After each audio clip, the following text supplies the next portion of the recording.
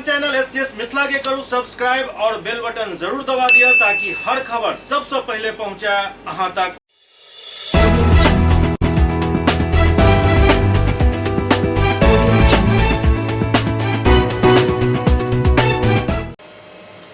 नमस्कार, अहाँ सब देख रहा छी एससीएस मिथिला, हम छी कमलेंद्र झा। अब खबर के शुरुआत करी और सबसे पहले बात करी पुरस्कृत होने वाला चिकित्सा कर्मी सबके। दरअसल परिवार कल्याण कार्यक्रम में बेहतर प्रदर्शन करे वाला चिकित्सक, सर्जन और चिकित्सा कर्मी के आय दरभंगा के जिलाधिकारी सम्मानित कैलन। दरभंगा के समाहरणालय सभागार में जिला स्वास्थ्य समिति दरभंगा द्वारा परिवार कल्याण कार्यक्रम पारितोषिक वितरण समारोह के आयोजन किया गया। परिवार नियोजन कार्यक्रम में उत्कृष्ट प्रदर्शन करे वाला प्राथमिक स्वास्थ्य केंद्र एवं उत्कृष्ट सर्जन चिकित्सक के जिलाधिकारी दरभंगा राजीव रोशन द्वारा पुरस्कृत किया गया। वर्ष 2022 में महिला बंध्याकरण में प्राथमिक स्वास्थ्य केंद्र बहेरी के प्रथम पुरस्कार एवं प्राथमिक स्वास्थ्य केंद्र कुशेश्वर स्थान के द्वितीय पुरस्कार प्रदान किया गया। प्राथमिक स्वास्थ्य केंद्र बहेरी में 1118 एवं प्राथमिक स्वास्थ्य केंद्र कुशेश्वर स्थान में 747 महिला के अस्थायी विधि से बंध्याकरण किया गया। पुरुष नसबंदी में प्रथम स्थान प्राथमिक स्वास्थ्य केंद्र हनुमान नगर एवं द्वितीय स्थान प्राथमिक स्वास्थ्य केंद्र बहेरी के प्राप्त भेल। परिवार कल्याण कार्यक्रम में सर्वश्रेष्ठ प्रदर्शन करे के लिए स्टरलाइजेशन विधि से 952 महिला के परिवार नियोजन करावे वाला कुशेश्वर स्थान के सर्जन डॉक्टर भगवान दास के प्रथम पुरस्कार एवं 770 महिला के परिवार नियोजन करे वाला एसडीएच बिरोल के सर्जन डॉक्टर फूल कुमार मिश्र के द्वितीय पुरस्कार एवं 569 बंध्याकरण करे वाला जाले के सर्जन डॉक्टर विवेकानंद झा के तृतीय पुरस्कार प्रदान किया गया। सर्वाधिक पुरुष नसबंदी के लिए बहादुरपुर के सर्जन डॉक्टर मनीष कुमार के प्रथम पुरस्कार प्रदान किया गया। शहरी स्वास्थ्य केंद्र ख्वाजासरा के प्रभारी चिकित्सा पदाधिकारी डॉक्टर श्यामली कुमारी के शहरी क्षेत्र में स्टरलाइजेशन विधि से सर्वाधिक परिवार नियोजन करे के लिए पुरस्कृत किया गया। परिवार नियोजन में स्पेंसिंग विधि से पीपीआईसीयू के लिए प्राथमिक स्वास्थ्य केंद्र बहेरी के प्रथम एवं प्राथमिक स्वास्थ्य केंद्र सिंहवाड़ा के द्वितीय पुरस्कार प्राप्त भेल। अंतरा के लिए प्राथमिक स्वास्थ्य केंद्र सिंहवाड़ा के प्रथम एवं प्राथमिक स्वास्थ्य केंद्र सदर के द्वितीय स्थान प्राप्त भेल। निरोध वितरण के लिए प्राथमिक स्वास्थ्य केंद्र बहेरी के प्रथम एवं बहादुरपुर के द्वितीय स्थान प्राप्त भेल। 900 के लेवल पे वो किया है स्टरलाइजेशन का, तो अपने आप में बड़ी उपलब्धि है। इसको जितना हम लोग आगे बढ़ाएंगे, जितना जागरूक करेंगे, हम लोग उतना बेहतर समाज बना पाएंगे।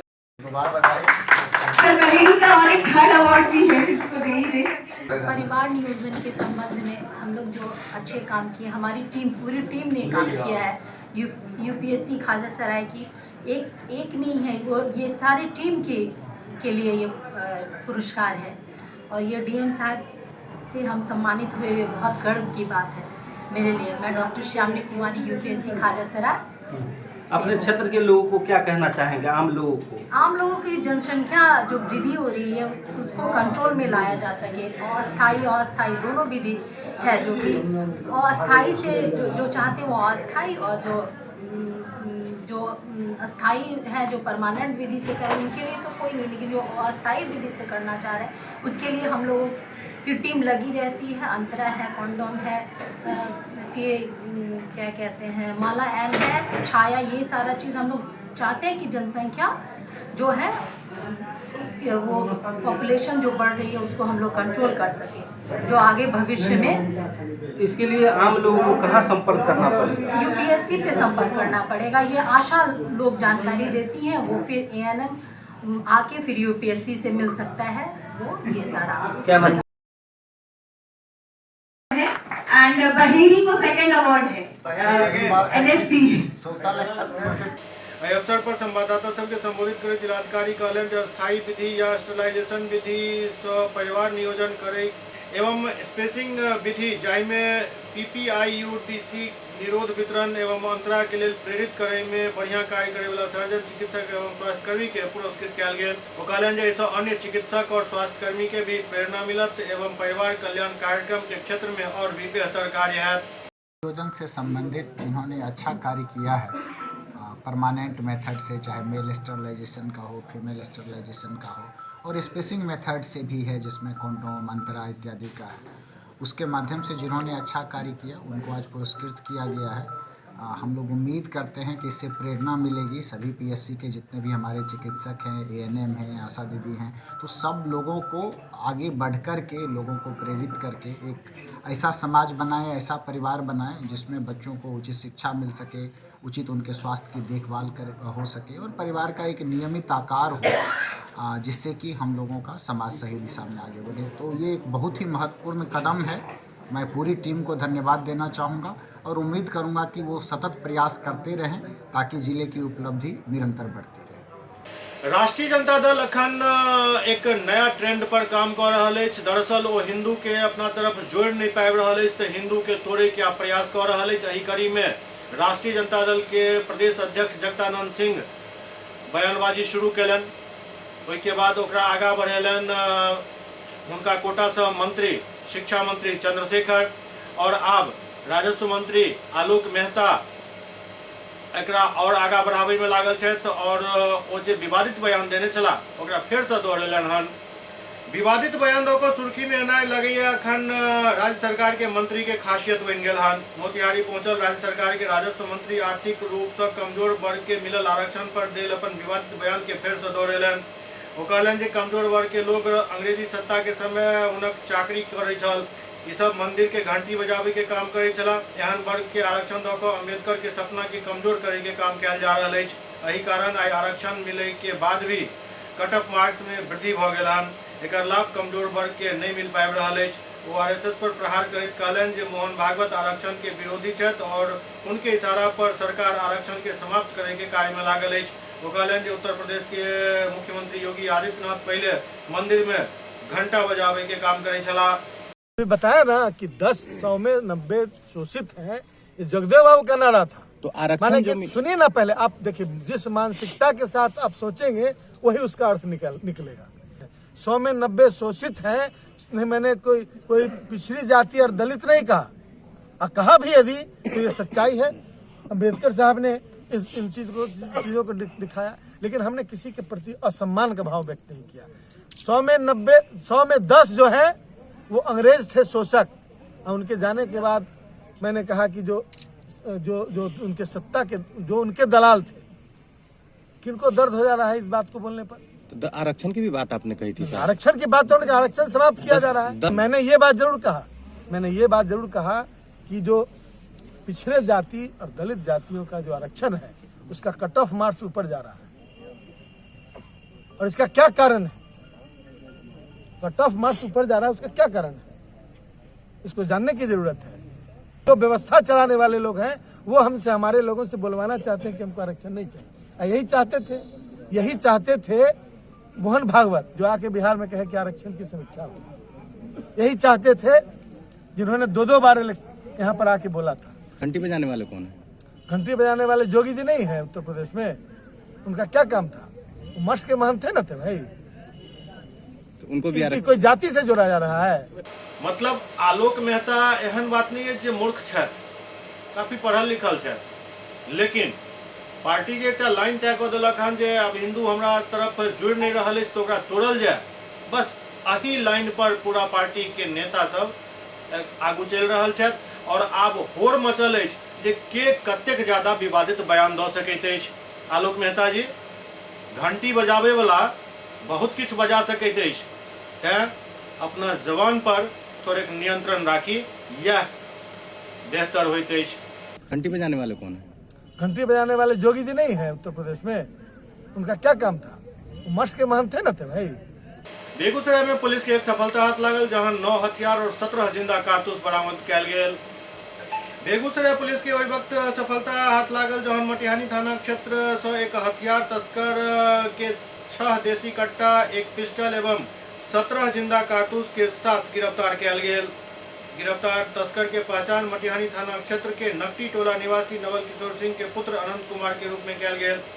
बेगूसराय के एसपी योगेंद्र कुमार प्रेस वार्ता को बतौलन जे सुबह करीब 3 बजे गुप्त सूचना मिलल जे मटिहानी थाना क्षेत्र के ग्राम रामदिरी नकटी टोला के रहे वाला अनंत कुमार के द्वारा हथियार के तस्करी कयल जा रहा है, जकरा पास अवैध हथियार एवं कारतूस के जखीरा अछि। प्राप्त सूचना के आधार पर मटिहानी थाना के पुलिस एवं एसटीएफ बिहार के टीम द्वारा रामदेरी गांव स्थित नकटी टोला के पास एम्बुश लगाकर हथियार तस्कर अनंत कुमार के मटियानी थाना क्षेत्र के रामदेरी नकटी टोला दुर्गा स्थान के समीप 6 देसी कट्टा, 1 पिस्टल, 2 मैगजीन एवं 17 राउंड जिंदा कारतूस के साथ गिरफ्तार किया गया, जहां समय पर पुलिस के त्वरित कार्रवाई से अवैध हथियार और तस्कर के गिरफ्तार किया जा सकल।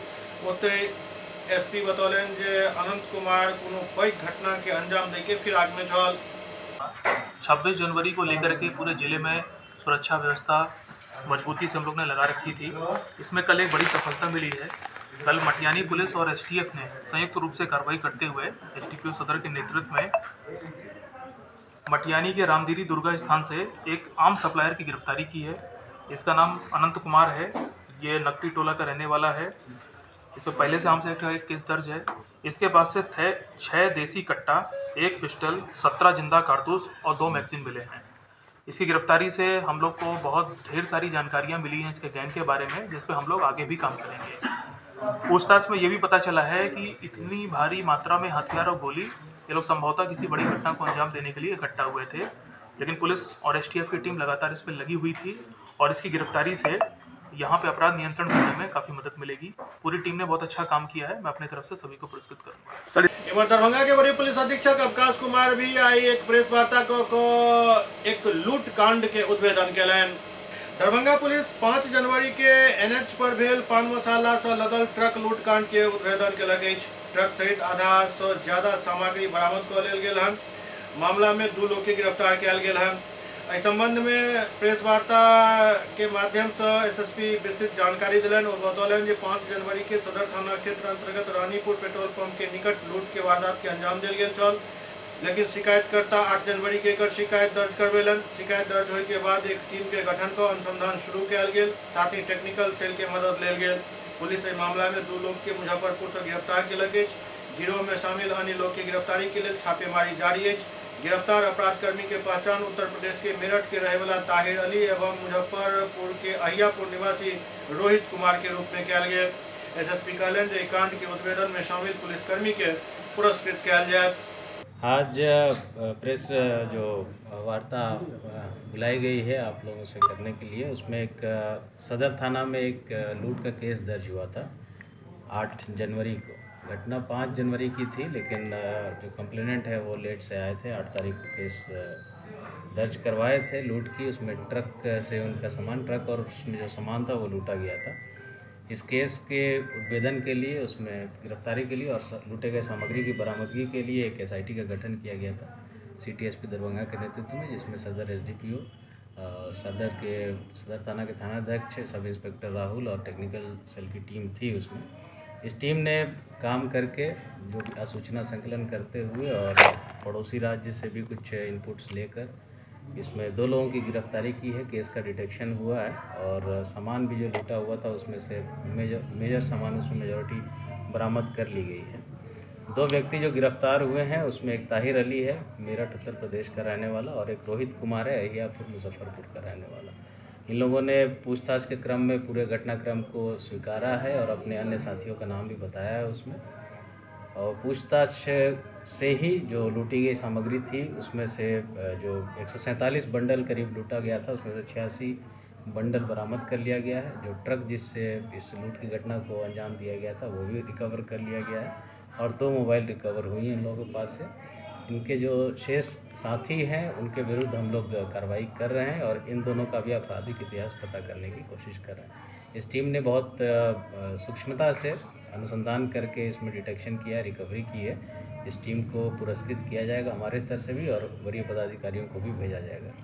इसमें जो लूटा गया था, इसमें जर्दा था, पान मसाला वगैरह का बंडल था, पैकेट था टोटल 147 बंडल, उसमें से 86 बंडल और 7 और बड़े झोले में पैक्ड वो रिकवर हुआ है। ये ट्रक कहाँ से कहाँ जा रही थी? ट्रक जा रही थी ये आपको गुवाहाटी तरफ कहीं जा रही थी, दिल्ली से गुवाहाटी जा रही थी। एससीएस मिथिला में वक्त भऽ रहल अछि एकटा ब्रेक के बाद समाचारक सिलसिला जारी अछि। Global health care and diabetes research centre, जो बिहार में पहला अंतर्राष्ट्रीय तकनीक एवं आधुनिक सुविधाओं से लैस सुपर स्पेशलिटी डायबिटीज केंद्र है। जहां एक छत के नीचे डायबिटीज से संबंधित सारी सुविधाएं मौजूद हैं, जैसे कि diabetes heart care, diabetes eye care, diabetes neuro care, diabetes foot care, diabetes pharmacy और डायबिटीज प्रयोगशाला। पता जीसस एंड मैरी स्कूल के पास, रहमगंज, दरभंगा, बिहार।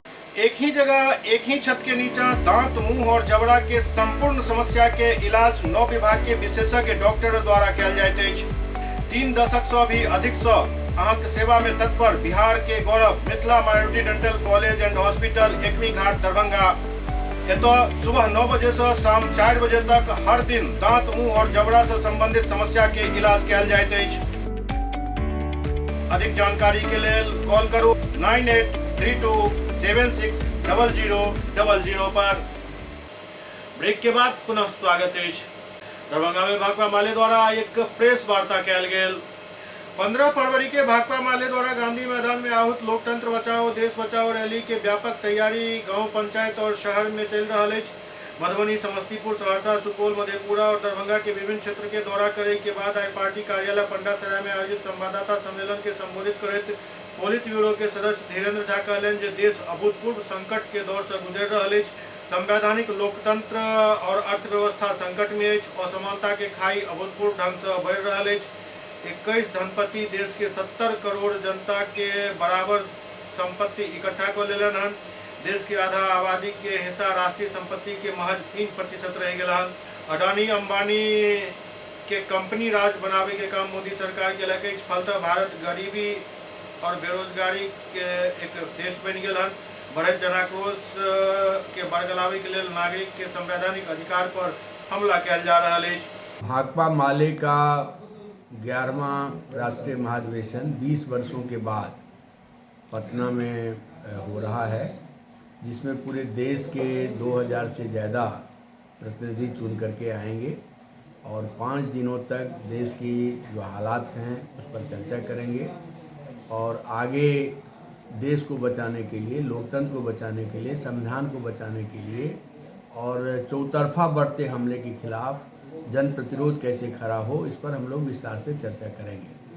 और इसकी शुरुआत 15 फरवरी की विशाल रैली से गांधी मैदान में होगी और उस रैली में लाखों की संख्या में लोग भाग लेंगे और उस रैली के माध्यम से हम इस बात का संदेश देंगे कि हिंदुस्तान को कारपोरेट राज, अंबानी अडानी के राज में मोदी जी ने जिस तरह से तब्दील कर दिया है, हिंदुस्तान के लोकतांत्रिक संस्थाओं को समाप्त कर दिया है, यहाँ तक कि न्यायपालिका पर भी अब दबाव बनाया जा रहा है। ऐसी स्थिति में ये मोदी निज़ाम जो फांसीवादी निज़ाम है, इस निज़ाम को हिंदुस्तान की जनता बर्दाश्त नहीं करेगी और उसके खिलाफ राष्ट्रीय स्तर पर जो अभियान चल रहे हैं उस अभियान को मजबूती देने का आह्वान हम अपनी रैली से करेंगे। साथ ही साथ उस रैली से बिहार में जो सरकार चल रही है, महागठबंधन की सरकार है, उस सरकार को हम लोगों ने भी समर्थन दे रखा है, लेकिन उस सरकार की ओर से गरीबों को उजाड़ने को लेकर के जो मुहिम चलाई जा रही है उसके खिलाफ भी हम मजबूत आवाज़ बुलंद करेंगे। हमने सरकार से मांग रखी है कि बिहार में जो लोग जहां बसा हुआ है सबका एक मुकम्मल आप सर्वे करिए और मुकम्मल सर्वे के आधार पर आप एक नया बास आवास कानून बनाइए। सबको 5 डिसमिल कम से कम ज़मीन मिले, सबके ऊपर एक छत हो। 2022 में तक इसको पूरा करने का वादा प्रधानमंत्री ने किया था, वो अभी पूरा नहीं हुआ। तो बिहार में इस मुद्दा को हम लोग मजबूती से उठाएंगे। गरीबों के घरों को हम उजाड़ने नहीं देंगे, ये हमारा एक बड़ा सवाल होगा।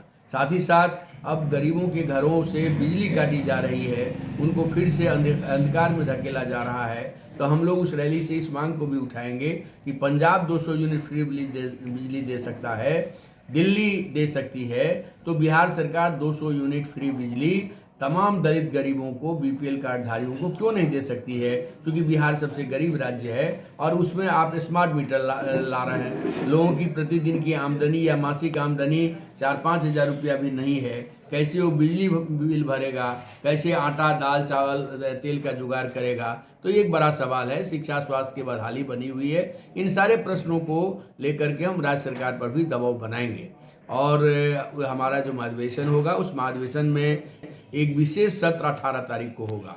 उस सत्र में देश की जो स्थिति है, खास करके ऑक्सफैम रिपोर्ट जो अभी हाल में आई है, हिंदुस्तान में अमीरी गरीबी के बीच ऐसी खाई कभी नहीं आई थी, ऐसी विषमता की तस्वीर पूरे हिंदुस्तान में कभी नहीं सामने आया था। 21 परिवारों के पास में, 21 धनपतियों के पास में हिंदुस्तान के 70 करोड़ जनता की संपत्ति के बराबर संपत्ति इकट्ठा हो गई है और 1% लोग हिंदुस्तान की पूरी संपत्ति के 50% पर कब्जा जमा लिए हैं, जबकि 50% के लोगों का देश की संपत्ति में मात्र 3% हिस्सेदारी रह गई है।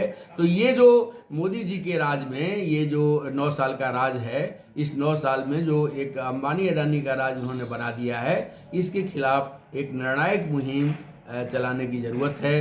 रोज़गार, बेरोज़गारों का सबसे हिंदुस्तान में, पूरी दुनिया में बेरोज़गारों के देश के रूप में, गरीबों के देश के रूप में, फटेहालों के देश के रूप में हिंदुस्तान की तस्वीर बन करके आ रही है। हंगर इंडेक्स में भारत सबसे आगे है, डेमोक्रेसी इंडेक्स में भारत सबसे पीछे है। मैंने स्वतंत्रता, हंसी खुशी के मामले में भारत हमेशा पीछे जा रहा है। तो ये जो तस्वीर हिंदुस्तान की बन रही है, इसके खिलाफ देश को बचाने के लिए, संविधान को बचाने के लिए, लोकतंत्र को बचाने के लिए और हिंदुस्तान की जनता के सपनों को बचाने के लिए हम एक बड़े मुहिम की शुरुआत करेंगे, जो गांधी मैदान से उसकी शुरुआत होगी और उसको लेके एक संपूर्ण कार्यनीति हम लोग अपने महाधिवेशन से करेंगे। और अपने महाधिवेशन में एक विशेष हमारा सत्र होगा, राजनीतिक सत्र होगा। राजनीतिक दलों को इनवाइट हम उसमें करेंगे। मुख्यमंत्री नीतीश कुमार को भी हमने बुलाया है, तेजस्वी जी को भी आमंत्रित किया है, हेमंत सोरेन भी आएंगे, अखिलेश यादव को भी हम लोगों ने न्योता दिया है, कांग्रेस के राष्ट्रीय अध्यक्ष को भी हम लोगों ने इनवाइट किया है। और इस तरह से बहुत सारे जो पत्रकार जो पूरे देश के स्तर पर लोकतंत्र के लिए एक मुहिम में डटे हुए हैं, उन लोगों को भी हम बुलाएंगे और एक जनता का अभियान, देश बचाने का अभियान एक मुकम्मल तौर पर बिहार की धरती से कैसे आगे बढ़े, इसकी एक संपूर्ण कार्य योजना हम बनाएंगे।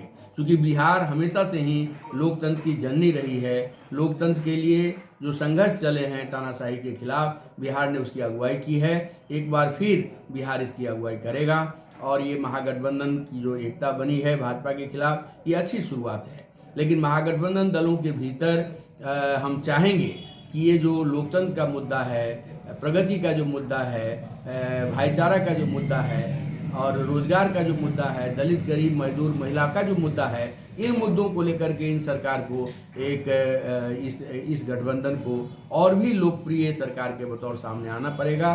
सरकार बदल गई है लेकिन तंत्र भाजपा ही है। जिलों में जो तंत्र काम कर रहा है, लूट खसोट का जो पूरा तंत्र काम कर रहा है, उसमें कहीं कोई तब्दीली नहीं हुई है। तमाम विभागों में व्याप्त भ्रष्टाचार। हम कह रहे हैं कि इसके लिए कौन जिम्मेवार है? भाजपा को ओन करना चाहिए जिम्मेवारी। आपने नीतीश जी के साथ 15 वर्षों तक बिहार में शासन किया है। ये आरईओ कार्यालय में लाखों करोड़ रुपया मिल जा रहा है, किसी एक अधिकारी के यहाँ, रजिस्ट्री ऑफिस के कर्मचारी के यहाँ कहीं लाखों करोड़ रुपया मिल जा रहा है। पैसे आप गिन नहीं पा रहे हैं, मशीन मंगाना पड़ रहा है। ये जो 15 वर्षों में आपने एक सिस्टम बना दिया बिहार में लूटने का, जिसमें कहिए कि ब्यूरोक्रेसी के जरिए शासन चलाने का जो तरीका नीतीश जी को सामने रख करके भाजपा ने किया, इसने बिहार को एक लूट की स्थिति में धकेल दिया है। ये एक बड़ा मुद्दा है। इस मुद्दे को भी हम सामने लाएंगे और हम लोगों ने नीतीश कुमार जी से भी रख रहा है, मजबूती से इस बात को रखा है कि यदि सरकार बदली है, महागठबंधन की ये सरकार बनी है, तो भाजपा जेडीयू के टाइम में जो आपका शासन करने का तरीका था, नौकरशाही के जरिए, भ्रष्ट नौकरशाही के जरिए शासन करने का जो तरीका था, उसको बदलना पड़ेगा। राजनीतिक दलों की सहभागिता होनी चाहिए। नीचे तक सब लोग जानते हैं, यदि राजनीतिक दलों की सहभागिता होगी, इसी के जरिए हमारा विकास की प्रक्रिया आगे बढ़ेगी और इसी के जरिए हम भ्रष्टाचारी अधिकारियों पर लगाम लगाएंगे। ये एक बड़ा मसला है। इस मसले को भी हम अपने सम्मेलन से और अपनी रैली से उठाएंगे। दरभंगा में खाद्यान्न आपूर्ति के लोग एक बैठक आयोजित किया गया। दरभंगा के समाहरणालय सभागार में जिलाधिकारी राजीव रोशन की अध्यक्षता में खाद्यान्न वितरण के समीक्षा के लोग आपूर्ति पदाधिकारी के साथ बैठक आयोजित किया गया।